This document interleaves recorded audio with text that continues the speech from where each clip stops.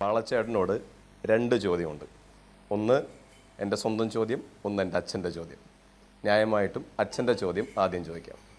അച്ഛൻ്റെ ചോദ്യം ഇതാണ്: പണ്ട് കാലത്ത് നാടകം അഭിനയിക്കുമ്പോൾ ഒരൊറ്റ ഡയലോഗ് പോലും പഠിക്കാതെ കൂടെയുള്ള നടന്മാരെയും നടിമാരെയും വലച്ച, ആഫ്രിക്കയിൽ നിന്ന് ചാടിപ്പോന്ന് ഇപ്പോൾ മാളയിൽ സെറ്റിൽ ചെയ്ത മഹാനടൻ്റെ പേരെന്താണ്? ഒരു ക്ലൂ തരാമെന്ന് അച്ഛൻ പറഞ്ഞിട്ടുണ്ട്. ക്ലൂ ഇതാണ്: ഈ നടൻ ഏത് കോളേജിൽ ഇനോഗ്രേഷനോ പ്രസംഗത്തിനോ പോയാലും എന്തെങ്കിലും പ്രശ്നങ്ങൾ വന്നാൽ, അതെന്ത് പ്രശ്നമാണെന്ന് മാളച്ചേട്ടൻ തന്നെ പറയും, വന്നാൽ അച്ഛൻ്റെ പേര് പറഞ്ഞ് രക്ഷപ്പെടുകയാണ് പതിവ്.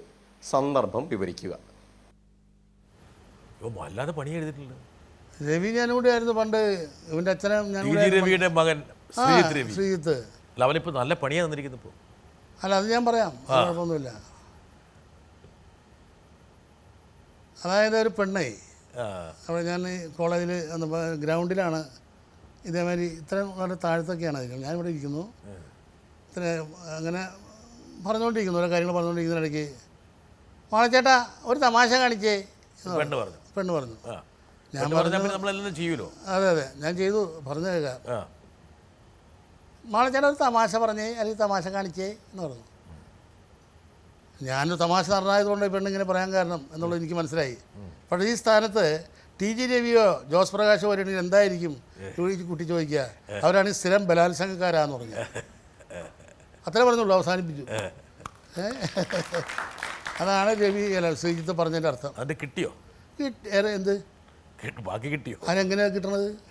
ഇവരെന്തായിരിക്കും പറയുക എന്നുള്ളത്. അവരാണ് സ്ഥിരം ബലാത്സംഗക്കാരാ. അടുത്ത ഡയലോഗ് പറഞ്ഞില്ല. അതിൽ നിന്ന് മനസ്സിലാക്കിക്കൂടെ എല്ലാവർക്കും? അങ്ങനെ പറഞ്ഞു. പിന്നെ രവി ഞാൻ കൂടി ഭയങ്കര കമ്മ്യൂണിക്കേഷനാണ് നാടകത്തിൽ. ആ കുഞ്ഞിൻ്റെ കരച്ചിലിൻ്റെ കാറ്റൊന്നും ഏറ്റാൽ മതി, നീ കരിഞ്ഞ് ചാമ്പലായി പോകും എന്ന് പറയുന്നതിന് പകരം ഞാൻ രവിക്ക് പറഞ്ഞു കൊടുത്താണ്. രവിനെ പഠിപ്പിച്ചതല്ല, രവി ഭയങ്കര നടനാണ്, മൂർഖനാണ്. ശരിക്കും പറഞ്ഞാൽ മൂർഖനിൽ അഭിനയിച്ച മൂർഖൻ തന്നെയാണ് TG രവി എന്ന് പറയുന്നത്. എന്നെ ഭയങ്കര സഹായിയാണ്. പണ്ട് നാടകത്തിനൊക്കെ പോയി കഴിഞ്ഞാൽ കാശുണ്ടാവില്ല, വണ്ടി കാശുണ്ടാവില്ല. രവിയാ 75 രൂപ 50 രൂപയൊക്കെ തന്നയക്കുന്നത് എനിക്ക് പട്ടിണി സമയത്തൊക്കെ. അപ്പോൾ രവിനെ മറക്കാൻ പറ്റില്ലല്ലോ. അപ്പോൾ രവി പറയും, ആ കുഞ്ഞിൻ്റെ കരച്ചിലിൻ്റെ കാറ്റൊന്നേറ്റാൽ മതി, നീ കരിഞ്ഞ് ചാമ്പലായി പോകും എന്ന് പറയുന്നതിന് പകരം ഞാൻ പറഞ്ഞു, രവി അത്ര ഷൗട്ട് ചെയ്യണ്ട, ആ കുഞ്ഞിൻ്റെ കരച്ചിലിൻ്റെ കാറ്റൊന്നേറ്റാൽ മതി, നീ കരിഞ്ഞ് ചാമ്പലായി പോകും, നീ കരിഞ്ഞ് ചാമ്പലായി പോകും, അതിനാണ് കൂടുതൽ ശക്തി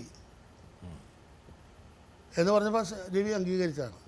അങ്ങനെ നാടകം, തൃശ്ശൂർ നാടകം മുഴുവൻ ഞങ്ങളാണ് കളിച്ചുകൊണ്ടിരുന്നത്. എന്തോ ആഫ്രിക്കയിൽ നിന്ന് വന്ന് മാളയിൽ ആഫ്രിക്കയിൽ അവൻ പറയുന്നതല്ലേ, രവി പറയുന്നത്. അവനിപ്പോൾ ആഫ്രിക്കയിലാണ്. ഞാൻ പറഞ്ഞു, ചോദിച്ചു അവനോട്, നീ ജന്മനാട്ടിൽ പോയിട്ട് എപ്പോഴാണ് വരിക രവി എന്ന് ചോദിച്ചു. അതിന് പകരം വീട്ടിയതവൻ. പിന്നെ തിലകഞ്ചേട്ടൻ ഞാൻ കഞ്ഞി കുടിച്ചോണ്ടിരിക്കുക വൈകുന്നേരം നേരത്ത് സെറ്റിൽ. മാള കഞ്ഞിയായല്ലേ എന്ന് ചോദിച്ചു. ഞാൻ മാത്രം ചോറായിട്ട് എന്താ ചേട്ടാ കാര്യം എന്ന് ചോദിച്ചു. അപ്പം അത് തീർന്നില്ല. അങ്ങനെയൊക്കെ കൊണ്ടടി, അങ്ങനെ ഉരുളക്കുപ്പേരിയാണ്. പിന്നെ കൊടുത്തുകൊണ്ട് കയറും, അത് കയറും. ആൾക്കാർക്ക് നോവുമോ? ജഗദീഷ് പറഞ്ഞു എൻ്റെ അടുത്തൊരു ദിവസം, ഞാൻ കാണിച്ചു. അപ്പോൾ അവൻ ചോദിക്കുന്നതിനോട്, എന്തിനാ ചേട്ടൻ അങ്ങനെ കാണിക്കുന്നതെന്ന്. ഞാൻ പറഞ്ഞു, 1ാം ക്ലാസ്സിലെ പാഠപുസ്തകത്തിൽ ആനയുടെ പടം വരച്ച് വയ്ക്കും, അതിൻ്റെ ചോട്ടിൽ ആന എന്ന് എഴുതി വയ്ക്കും. അതെന്തിനാന്ന് ചോദിച്ചു. അപ്പോൾ നിനക്ക് 1ാം ക്ലാസ്സിലെ പാഠപുസ്തകത്തിലെ വിവരം പോലും ഇല്ലയെന്നർത്ഥം.